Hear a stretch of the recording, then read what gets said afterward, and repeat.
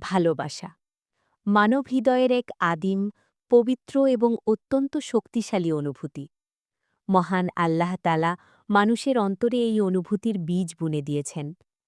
কিন্তু বর্তমান যুগে আমরা ভালোবাসার নামে যা দেখি, তা কি আসলেই ভালোবাসা? চারপাশের এই চাকচিক্যময় পৃথিবীতে যেখানে সস্তা আবেগ আর ক্ষণস্থায়ী মোহের ছড়াছড়ি, সেখানে কি সত্যিকারের, পবিত্র এবং স্থায়ী ভালোবাসার কোনো অস্তিত্ব আছে?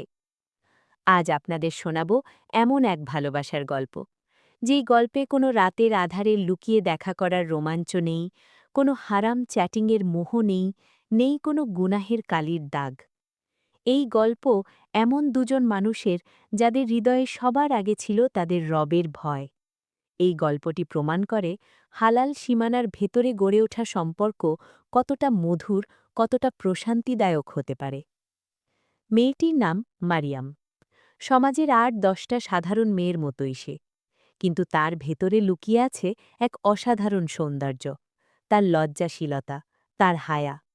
মারিয়ামের কাছে তার বোরকা বা হেজাব কেবলই একখণ্ড কাপড় নয়, এটি তার রবের প্রতি তার আনুগত্যের প্রতীক, তার আত্মমর্যাদার মুকুট। বিশ্ববিদ্যালয় থেকে শুরু করে আত্মীয়স্বজনের আসর, সবখানেই মারিয়াম তার পর্দার বিধান মেনে চলে কঠোরভাবে। তার দৃষ্টি অবনত, তার কণ্ঠস্বর সংযত। অনেক সময়ই সমাজের ঝলমলে রঙিন দুনিয়া তাকে ডাক দিয়েছে। বন্ধুরা যখন হারাম সম্পর্কের গোলকধাঁধায় মেতে উঠেছে, মারিয়াম তখন নীরবে নিজের আত্মাকে গুটিয়ে নিয়েছে। সে জানত, যে হৃদয় একবার আল্লাহর ভালোবাসায় পূর্ণ হয়, সেখানে কোনো হারাম বস্তুর জায়গা হতে পারে বৈদেশিক। তাহাজ্জুদের জায়নামাজে সে তার রবের কাছে কেঁদে কেঁদে বলত, ইয়া আল্লাহ, আমার হৃদয়কে ফিতনা থেকে রক্ষা করুন। আমাকে এমন একজন জীবনসঙ্গী মিলিয়ে দিন, যে আমাকে আপনার আরও কাছাকাছি নিয়ে যাবে। মারিয়ামের এই ধৈর্য আর তাকওয়া ছিল এক নীরব ইবাদত। অন্যদিকে শহরের অন্য প্রান্তে বাস করে উমার। উমার একজন দিনদার, পরিশ্রমী এবং দায়িত্বশীল যুবক। যৌবনের এক উত্তাল সময় পার করছে সে। চারপাশের পরিবেশে প্রতিনিয়ত হারাম দৃষ্টি বিনিময়ের সুযোগ, ফিতনার ছড়াছড়ি।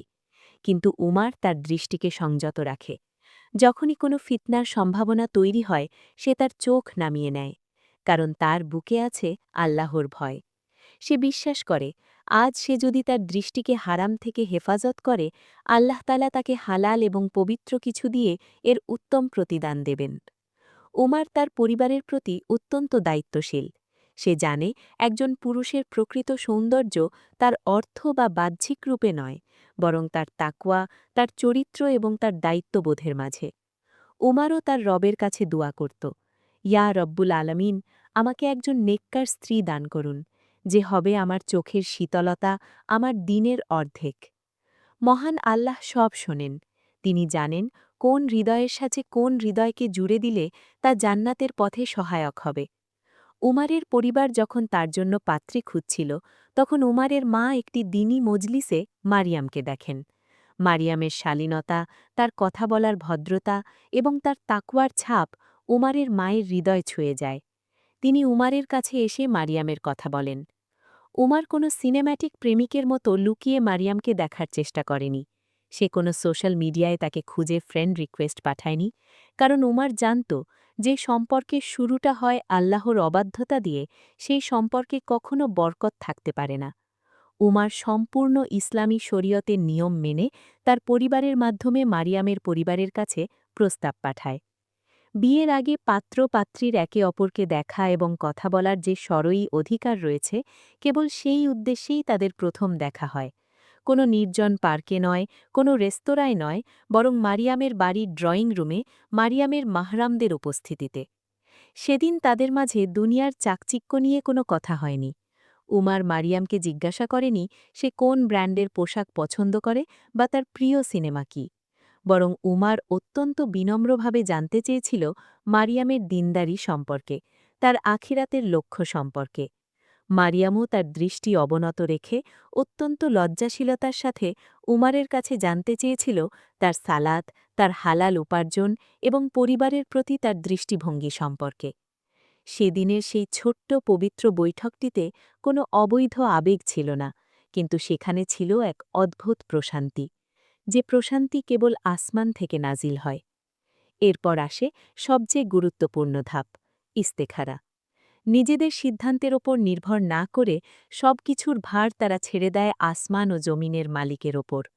তারা দুজনেই ইস্তেখারার সালাত আদায় করে, আল্লাহর কাছে সঠিক পথ নির্দেশনার জন্য প্রার্থনা করে। তারা বলে, হে আল্লাহ, যদি এই বিয়ে আমাদের দিন, দুনিয়া এবং আখিরাতের জন্য কল্যাণকর হয়, তাহলে তা আমাদের জন্য সহজ করে দিন। ইস্তেখারার পর কোনো অলৌকিক স্বপ্ন দেখার প্রয়োজন হয়নি তাদের, বরং আল্লাহ তালা তাদের উভয়ের অন্তরে এক গভীর সাকিনা বা প্রশান্তি ঢেলে দেন। দুই পরিবারই আনন্দের সাথে এই সম্পর্কে সম্মতি জ্ঞাপন করে। কোনো দাবি দাওয়া নেই, কোনো অহংকার নেই, কেবলই দুটি দিনদার পরিবারের এক মধুর মেলবন্ধন। অবশেষে সেই কাঙ্ক্ষিত দিন।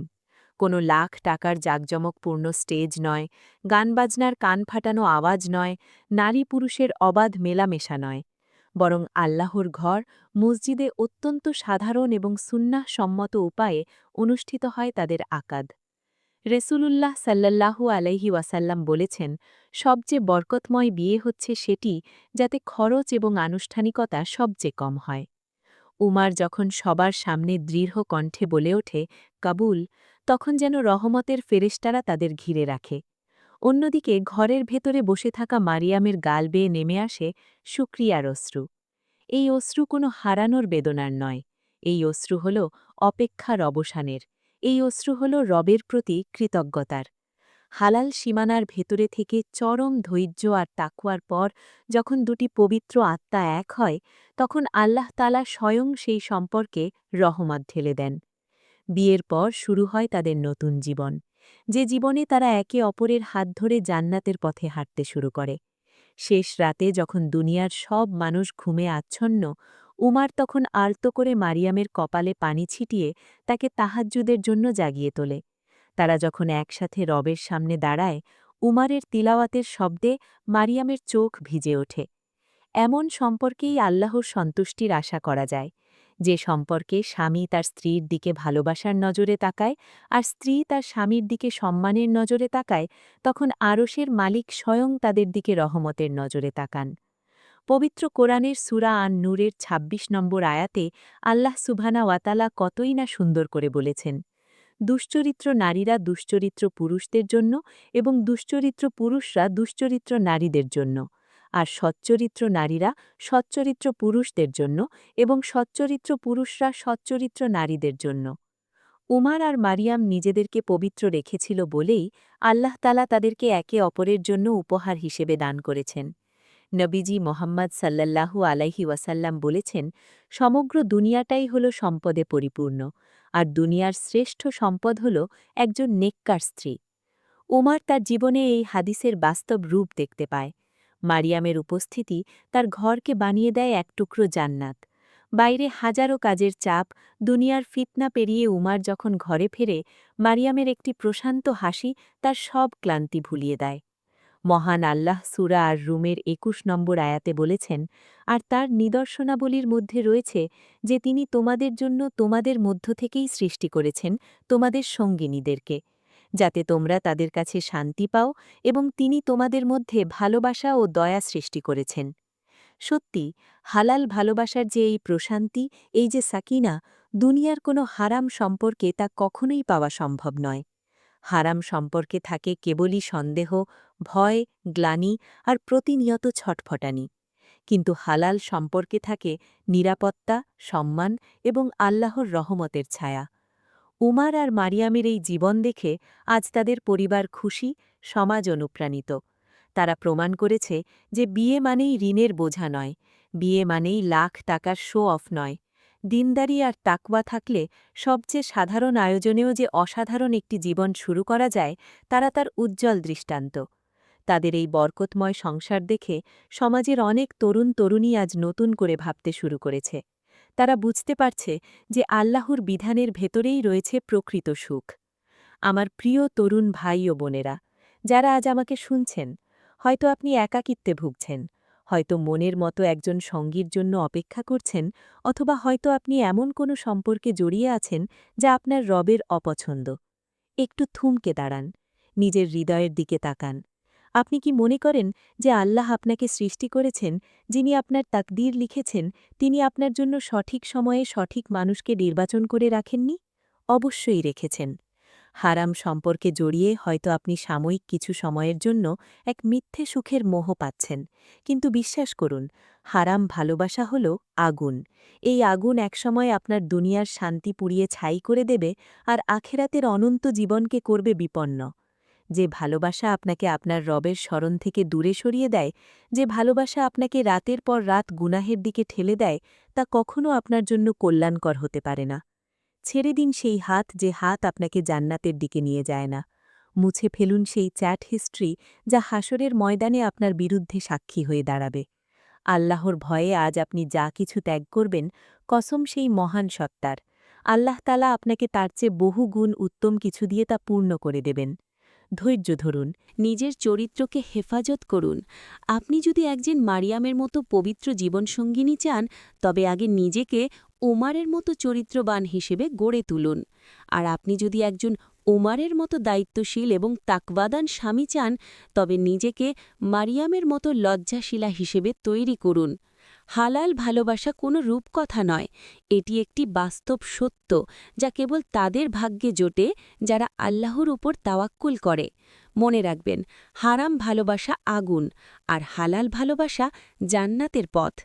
সিদ্ধান্ত আপনার। আপনি কি ক্ষণিকের মোহে সেই আগুনে ঝাঁক দেবেন, নাকি ধৈর্য ধরে নিজেকে পবিত্র রেখে সেই জান্নাতের পথের পথিক হবেন?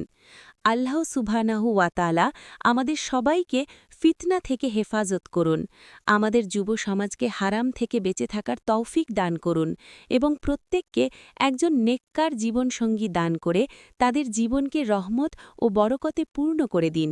আমিন ইয়া রাব্বুল আলামিন। হারাম ভালোবাসা আগুন, হালাল ভালোবাসা জান্নাতের পথ।